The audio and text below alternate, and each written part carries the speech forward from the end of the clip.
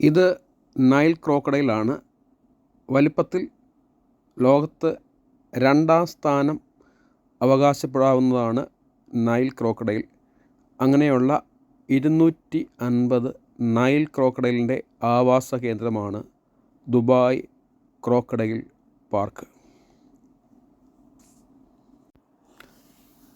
ഈ പാർക്കിൽ വെള്ളത്തിലുള്ള മുതലകളെ, കരയിൽ ഉള്ള മുതലകളെ നമുക്ക് ദർശിക്കാൻ കഴിയും.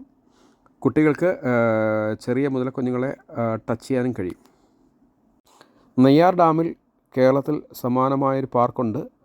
അവിടെ ചീങ്കണ്ണികളെ വളർത്തിയത് അവസാനം അത് അനിയന്ത്രിതമായി പെറ്റുവരികയും ഒരു ആവാസ വ്യവസ്ഥയ്ക്ക് വലിയൊരു വെല്ലുവിളിയായി മാറുകയും ചെയ്തതാണ് നെയ്യാർ ഡാമിലെ ചീങ്കണ്ണി പാർക്ക്. ഇവിടെ ആഫ്രിക്കൻ ലേക്ക് തീം സ്റ്റൈലിൽ ഡിസൈൻ ചെയ്തൊരു അക്വേറിയമുണ്ട്, ഒരു സവാനയുണ്ട്, ഒരു ക്യൂരിയോ ഷോപ്പുണ്ട്. അതുപോലെ തന്നെ ഒരു മ്യൂസിയവും ഈ ദുബായ് ക്രോക്കഡൈൽ പാർക്കിൻ്റെ ഭാഗമായിട്ട് ഉണ്ട്. ചീങ്കണ്ണികളെ അവരുടെ ഫീഡിംഗ് ടൈമിൽ ദർശിക്കുന്നതാണ് ഏറ്റവും രസകരമായ കാര്യം.